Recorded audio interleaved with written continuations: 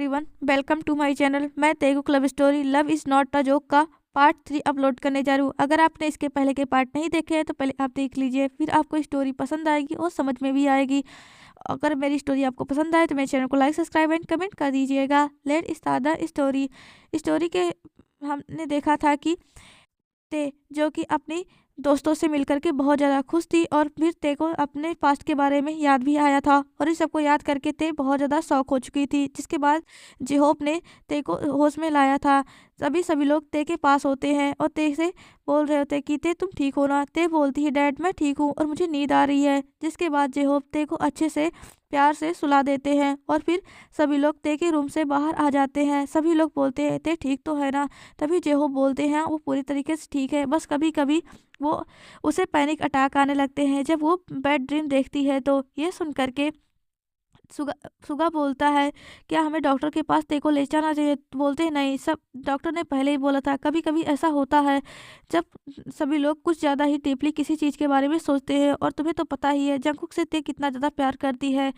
तभी आयु बोलती है कि क्या हम ते की शादी कर दें। ये सुन करके जेहोप बोलता है तुम ऐसे कैसे सोच सकती हो, तुम्हें पता है ना ते ऐसा कभी भी कुछ नहीं करने वाली और अगर हमने ते से ऐसी बात भी की तो ते गुस्सा हो जाएगी। तो जेहो बोलता है कि हम ऐसी कोई बात नहीं करने वाले। आयु बोलती है लेकिन हम ते को इस तरह कब तक देखते आएंगे।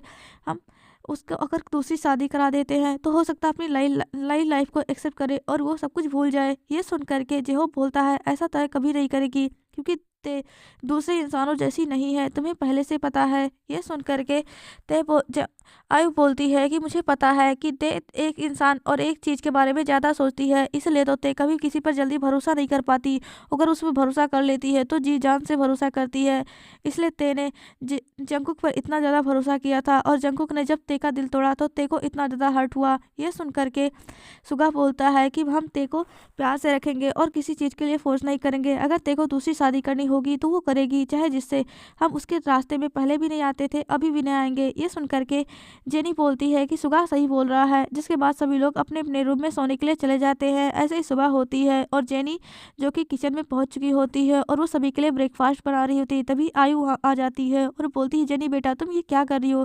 तभी रोजे आते हुए बोलती है वो अपने ससुराल में काम करने का प्रैक्टिस कर रही है। ये तो हमारा घर है लेकिन जेनी अपने ससुराल में जाएगी ना तो वहाँ पर ऐसे ही काम करेगी, इसी का प्रैक्टिस कर रही है। ये सुन करके आयु बोलती है मेरी बेटी क्यों काम करेगी, उसके ससुराल वाले हैं ना काम करने के लिए। अगर मेरी बेटी को कोई परेशान करेगा तो तुम अपनी मॉम को बताना, सब कुछ सीख कर दूंगी। ये सुन करके जेनी बोलती है ठीक है मॉम, अभी सली लोग कहाँ पर है, आप लोग आइए जल्दी से, ब्रेकफास्ट ठंडा हो जाएगा। तभी ते आती है और बोलती है आज बहुत ज़्यादा ही स्वीटली स्मेल आ रहा है, आज खाना किसने बनाया है। ये सुन करके आयु बोलती है क्या मैं अच्छा खाना नहीं बनाती। ये सुन करके आयु की तरफ देखती है और बोलती मॉम आप तो बेस्ट हो, आपके जैसा खाना कोई भी नहीं बनाता, लेकिन आज कुछ अलग स्मेल है, लेकिन आज बनाया किसने है। ये स्मेल कुछ जाना पहचाना लग रहा है लेकिन याद क्यों नहीं आ रहा है, कौन बनाया होगा। ऐसा बोलते हुए वो बार बार जेनी की तरफ देख रही होती है कि वो जेनी कुछ बोले, लेकिन जेनी जो कुछ नहीं बोलती। ये देख करके ते बोलती है तो मैं नहीं खाऊंगी, पता नहीं कौन बनाया है। ये सुन करके जेनी बोलती है मैंने बनाया है और तुम खाओगी, अगर उठकर गई तो तुम्हारा पैर तोड़ दूंगी। ये सुन करके ते बोलती है मैं यही तो इंतजार कर रही थी, कोई शैतान तो बोले कि जिसने वो बनाया है। ऐसा बोलते हुए ते हंसने लगती है और ते को हंसता देख करके सभी लोग खुश हो जाते हैं।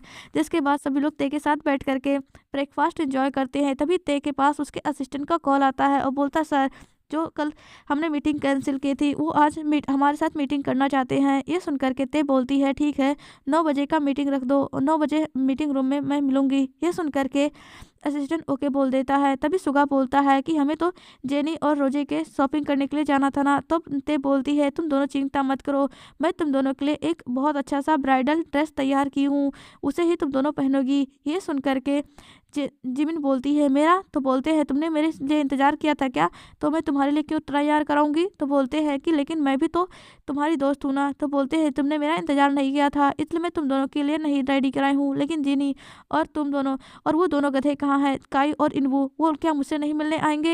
ये सुन करके काई और इनवू गेट से आते हुए बोलते हैं, किसने कहा हम नहीं मिलने आएंगे, हम तो आ गए तुमसे मिलने के लिए। ये सुन करके ते खुश हो जाती है और वो जाकर के इनवू और काई को हक कर लेती है। वो दोनों ते की तरफ देखते हैं और बोलते हैं, दोस्त हमने तुम्हें बहुत ज़्यादा मिस किया, तुम्हारी वजह से आज हम सब एक हैं, लेकिन तुम तो हमें भूल ही गई थी। ये सुन करके ते बोलती है, मैं कभी नहीं भूली थी, और तुम सब कहाँ पर रह गए थे?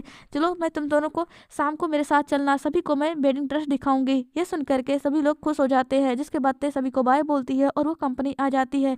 ते कुछ फाइल्स चेक करती है और इसे ही 9 बज जाते हैं, जिसके बाद ते अपने मीटिंग रूम में एंटर करती है, जहाँ पर वो जो ली शैंग होते हैं वो वहाँ पर बैठे होते हैं। उसके बाद ते उन पर प्रोजेक्ट डिस्कस करती है और ते को वो प्रोजेक्ट अच्छा भी लगता है और बोलता है कि आज ये समझ में आ रहा है, मतलब कि आपने इससे प्रोजेक्ट को तैयार किया था। तो ये सुन करके वो बोलती है, हाँ मैंने ही तैयार किया था, लेकिन कल मेरी तबीयत ख़राब हो गई थी, इसलिए मैं इस प्रोजेक्ट को डिस्कस नहीं कर पाई थी। ये सुन करके ते बोलती है, ये प्रोजेक्ट मुझे पसंद आया, मैं इस पर काम करना चाहूँगी। ये सुन करके वो इंसान बोलता है, मतलब जो लिसेंग होते हैं वो बोलते हैं कि लेकिन इस प्रोजेक्ट के पे काम मिस्टर जियोन भी करना चाहते हैं। ये सुन करके ते बोलती है, अगर मिस्टर जियोन करना चाहते हैं, अगर आप उनके साथ काम करना चाहते हैं तो कोई बात नहीं, आप उनके साथ कर सकते हैं, लेकिन मैं इस काम पर तब नहीं काम करूँगी। ये सुन करके लिसेंग बोलते हैं, नहीं मुझे तो आपके साथ ही करना है, हमने आज तक आपके साथ इतने सारे प्रोजेक्ट किए हो और इतने सारे प्रोजेक्ट हमारे सफल भी हुए हैं और मुझे अच्छा खासा प्रॉफिट भी हुआ है, मैं आपके साथ ही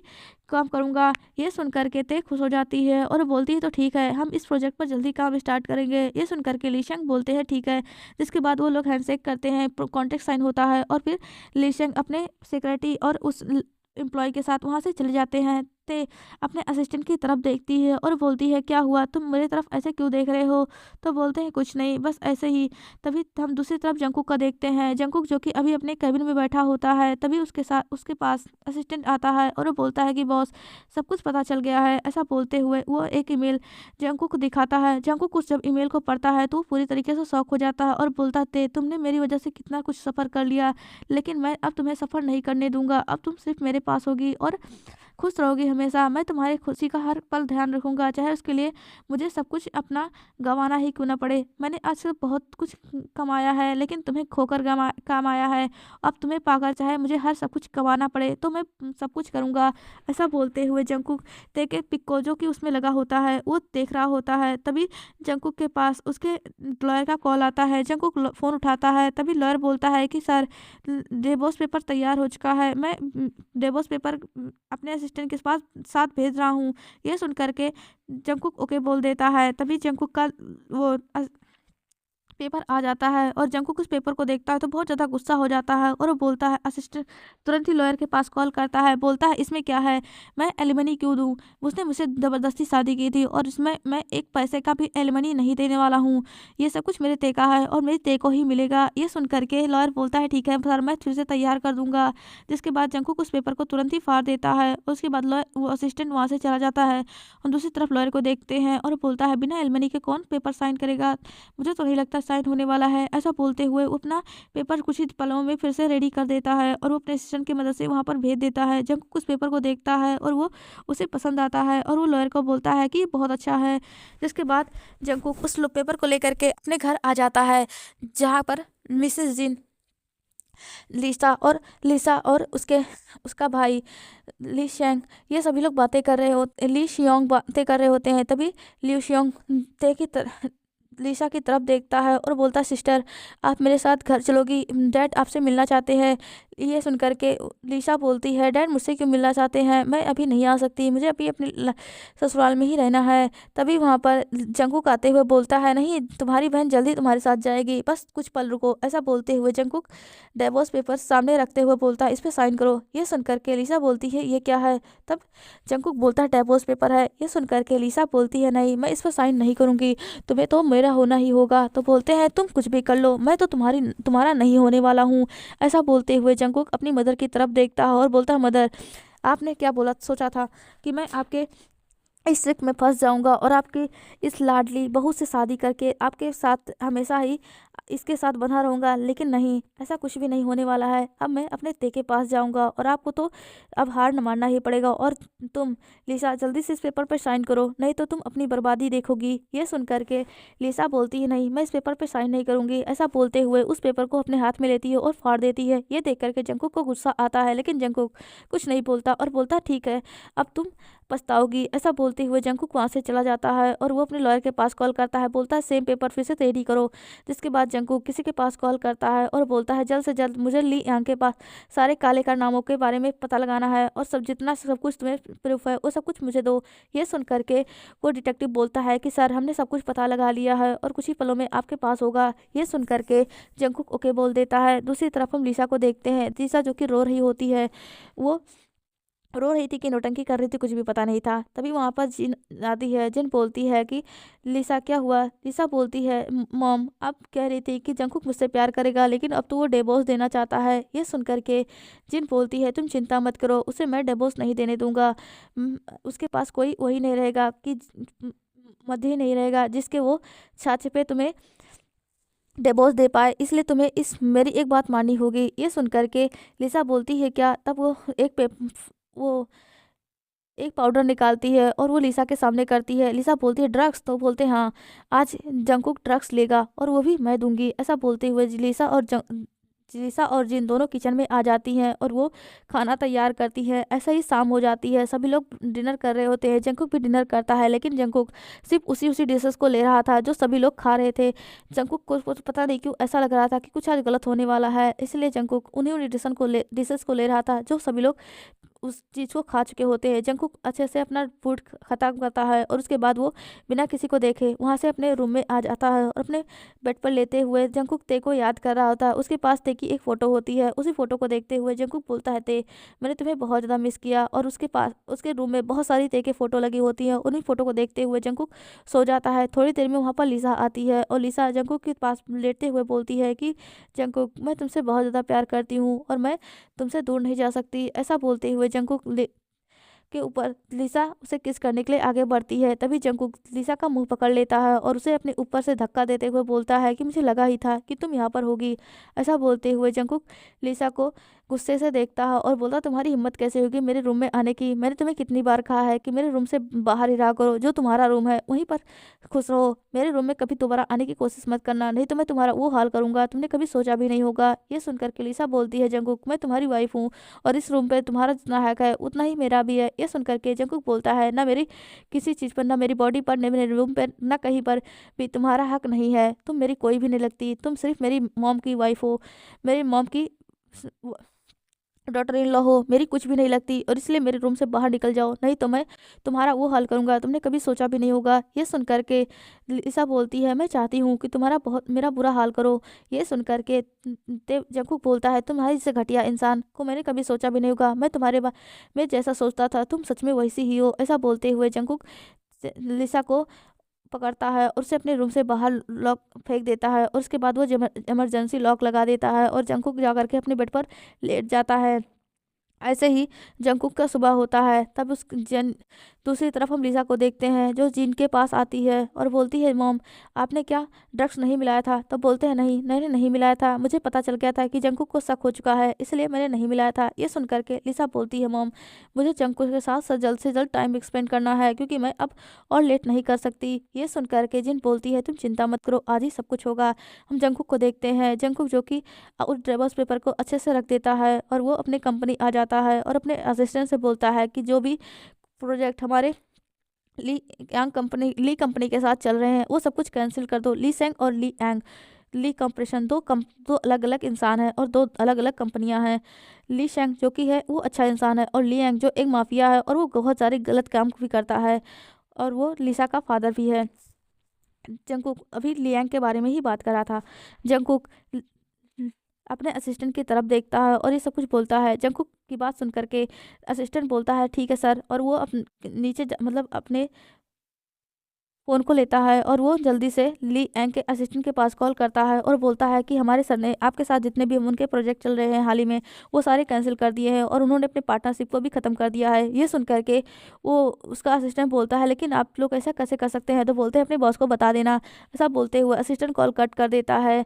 दूसरी तरफ हम ते को देखते हैं, ते जो कि अपनी फैमिली को लेकर के वो उस जगह पर आ चुकी होती है और बोलती है चलो मेरे साथ। ऐसा बोलते हुए एक रूम में आती है जहाँ पर बहुत सुंदर सुंदर 3 ब्राइडल ड्रेस रखे होते हैं। ये देख करके जिमिन बोलती है तुमने कहा था 2 है, तो ये 3 कैसे हो गया? तब जिमिन बोलती है, ते बोलती है मैं तुम्हें कैसे भूल सकती थी, और तुम्हारी भी कल ही शादी होगी, तुम्हारी भी जेनी और जिस रोजे के साथ मेरे आंखों के सामने शादी होगी और तुम तीनों ही मेरे सामने ही शादी करोगे। ये सुन करके जिमिन बोलती है तुम भी शादी कर लो हमारे साथ। ये सुन करके ते बोलती नहीं, ते को कभी भी शादी नहीं करना, ते अपने मॉम डैड के साथ हमेशा ही रहेगी और तुम्हारे साथ, और तुम सब भी अब मेरे घर पर ही रहोगे, वैसे भी तुम्हारा कोई है तो है नहीं।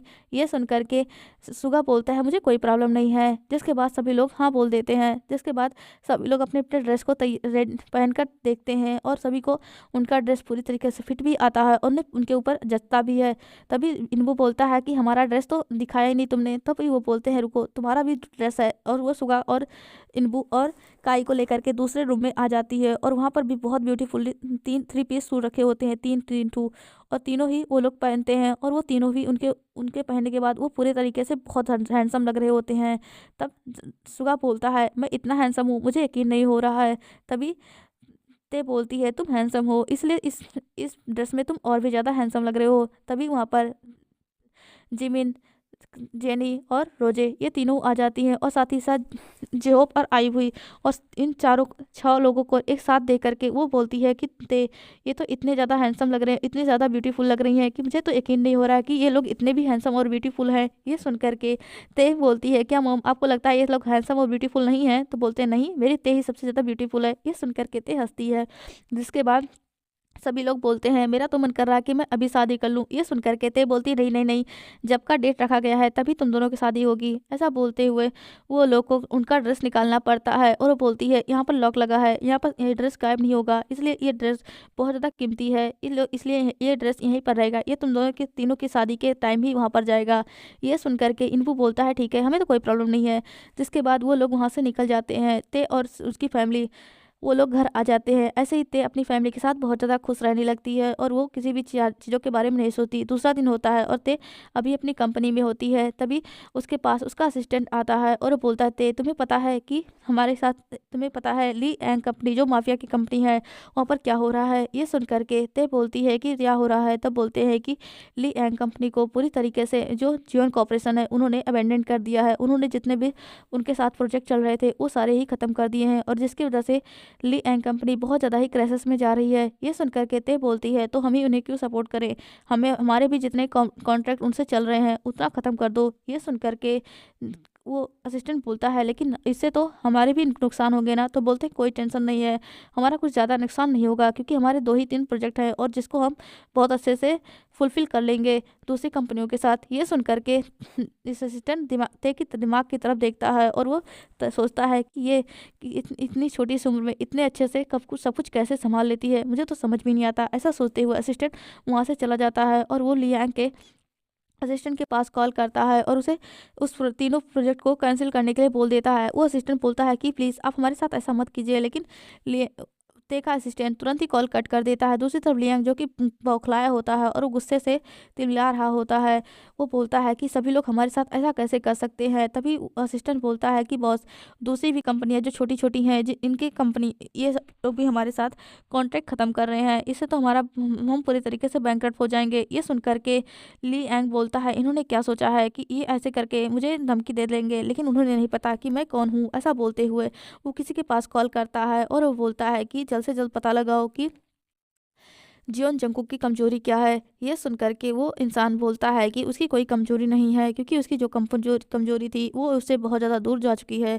और आप लोग उसके पास तक नहीं जा सकते। ये सुनकर के लियांग बोलता है नहीं ऐसा नहीं हो सकता। तो बोलते हैं नहीं, उसकी कमजोरी सिर्फ उसकी गर्लफ्रेंड किम तेयोंग थी जो कि इस समय किम कॉर्पोरेशन की रूलर है।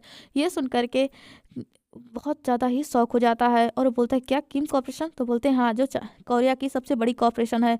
ये सुन करके तो ली एंग के पैरों से नीचे से ज़मीन खिसक जाती है और वो बोलती है कि मुझे यकीन नहीं हो रहा कि किम कॉर्पोरेशन को एक लड़की रूल करती है। तो बोलते हैं हाँ, आपको क्या नहीं पता था, उसको तो बहुत दिनों पहले ही उसके फादर ने इंट्रोड्यूस किया था।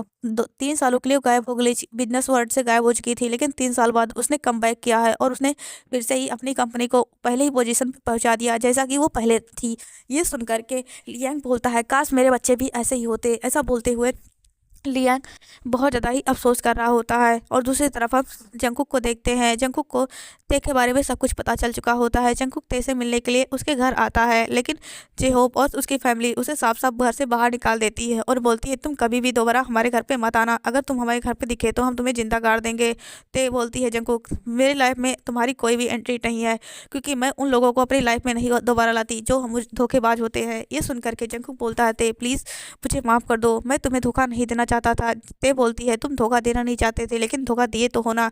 ये सुन करके जंगकुक बोलता है ते बोलती है जंगकुक मुझ मेरा मुंह मत खुलाओ, इसलिए यहाँ से चले जाओ। मुझे तुम्हें देख कर ही वो इतना ज़्यादा गुस्सा आता है कि मेरा बस चले तो मैं तुम्हें अभी जिंदा गाड़ दूँ। ये सुन करके ते जंगकुक ते की तरफ देखता है।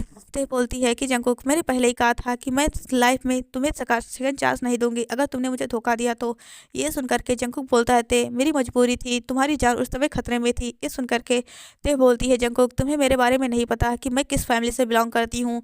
मैं ऐसी फैमिली से बिलोंग करती हूँ जो मेरे पास मुझ पर एक छोटा सा खरोच भी आ जाए ना तो मेरी पूरी फैमिली इस दुनिया को भी ख़त्म करने का ताकत रखती है। तुम्हें मेरे बारे में नहीं पता था, लेकिन तुमने मेरे बारे में सोचना से पहले तुम्हें ये सोचना चाहिए था कि अगर देखा दिल टूटा तो क्या ते जिंदा रह पाएगी। तुमने मेरे बारे में कभी नहीं सोचा, सिर्फ तुमने अपने बारे में सोचा, इसलिए तुमने लिसा से शादी की। अब तुम मेरी लाइफ में कोई भी एग्जिस्ट नहीं रखते, इसलिए तुम यहाँ से चले जाओ। ये सुन करके जेहो बोलता है कि ते ने कह दिया ना तो यहाँ से जाओ।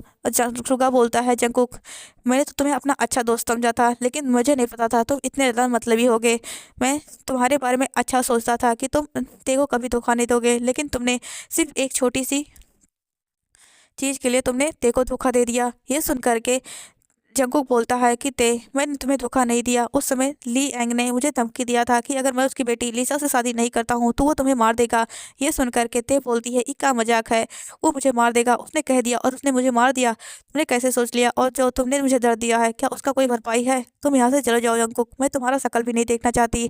हम अब आगे की स्टोरी कल देखेंगे कि ते क्या जंगकुक को माफ़ करती है या नहीं, और क्या जंगकुक अपने लाइफ में ते को ला पाता है और लिसा को अपनी लाइफ से निकाल पाता है या नहीं। अगर मेरी स्टोरी आपको पसंद आएगी तो मेरे चैनल को लाइक सब्सक्राइब एंड कमेंट कर दीजिएगा। Thanks for watching this story.